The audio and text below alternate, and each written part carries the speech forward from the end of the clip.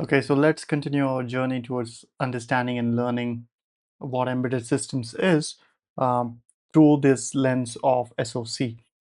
So obviously what we have on the screen here is the Beagle AI, um, Beagle AI board, and this is from BeagleBoard.org, board.org, and they have other boards also, but I just happened to order this, and I like this board because, well, it has A53, if I recall correctly, it has A53 cores and it has R-class CPUs also.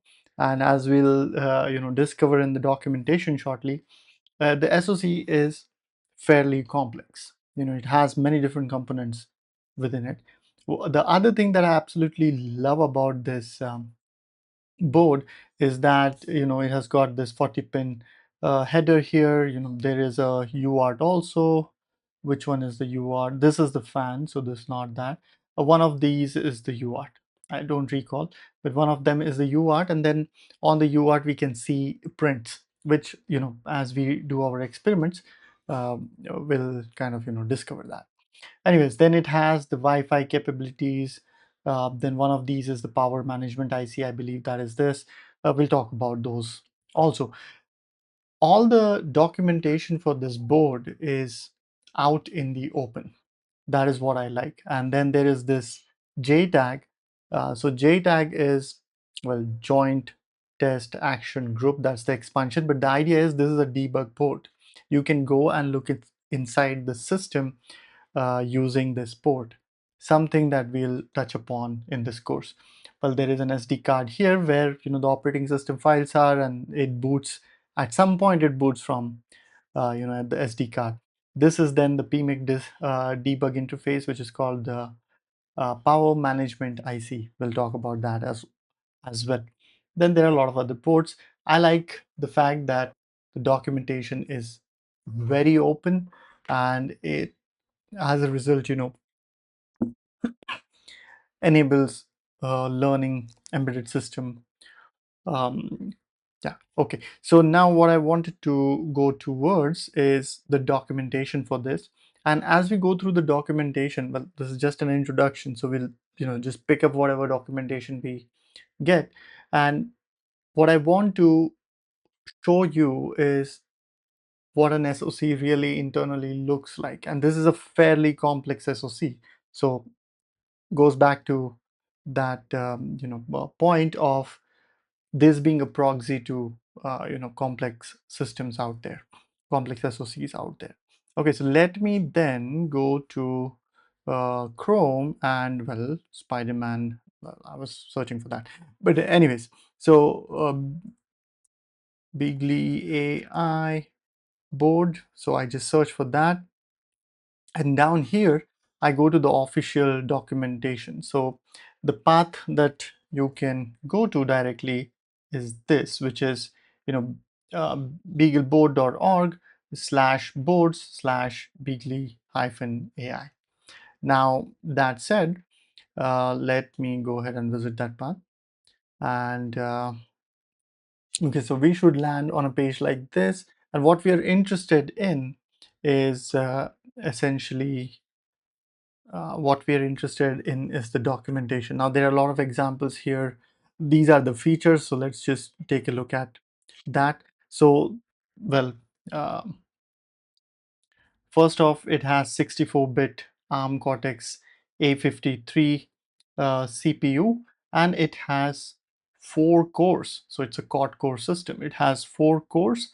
Each of the core is a 64-bit ARM Cortex-A53 processor. And we'll talk about what A53 and A-line is after we are done with the intro to SoC, so to speak. And it runs at 1.4 gigahertz. Now, not only that, it has DSP also, and then there is math operations. I think this is matrix multiplication and accumulation, and then there is Cortex-R5 subsystem. Cortex-R5 is hinting to the R class of CPUs from ARM. We'll talk about those also. Then there is PCIe, there is USB, there is gigabit Ethernet, 4 GB of RAM. There is a micro SSD card slot that we saw. There is EEPROM, electrically erasable and programmable read-only memory. So that's available. Then in terms of networking, there's a Wi-Fi 6 card, there's Bluetooth. Then there is, okay, power over Ethernet also.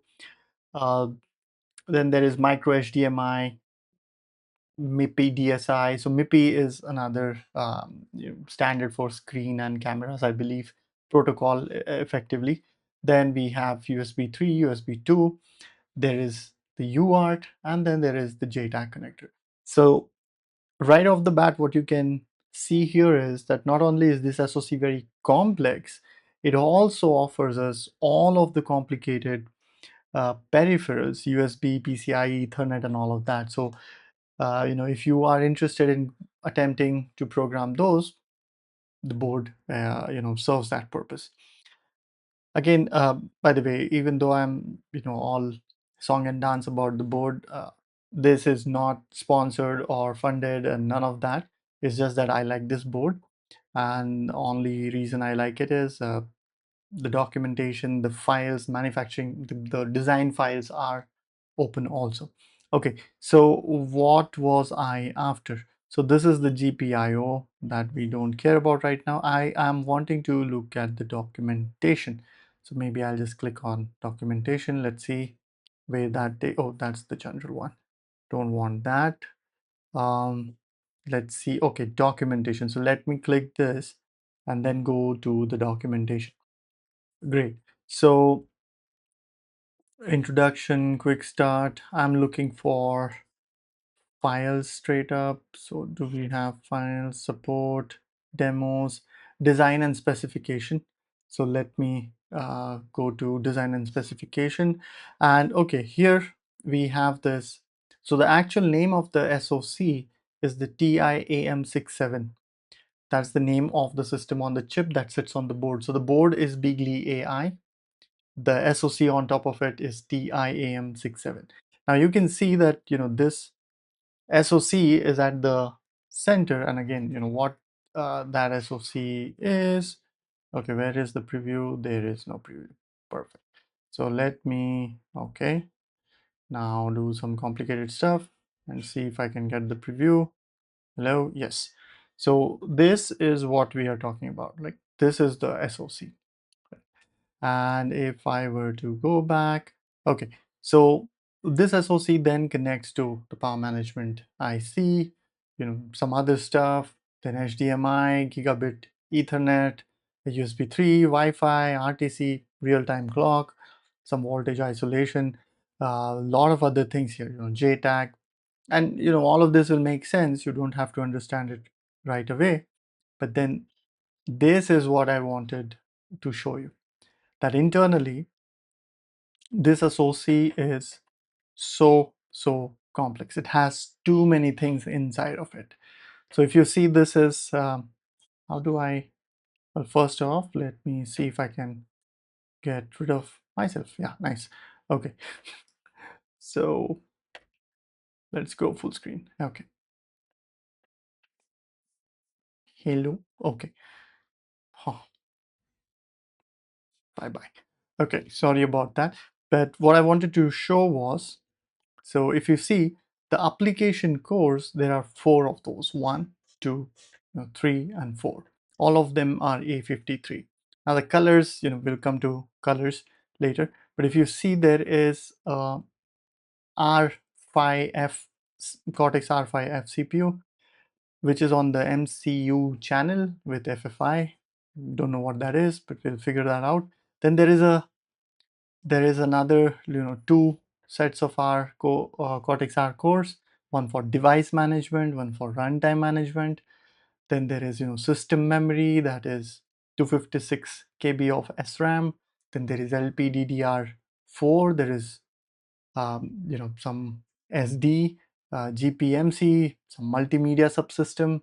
By the way, these gray boxes here, they are called subsystem. It's a common name to refer to an entity that operates on its own, meaning that it has dedicated, predefined, what do you say, assignments.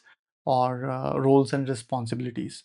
So multimedia, for example, if we want to play a video, then the video file needs to be encoded or decoded. So that is done here. So the CPU goes on, let's say, rendering the Chrome browser, or well, playing music in the background, while the decoding of the video, actually bad example. So let's say you're reading a document.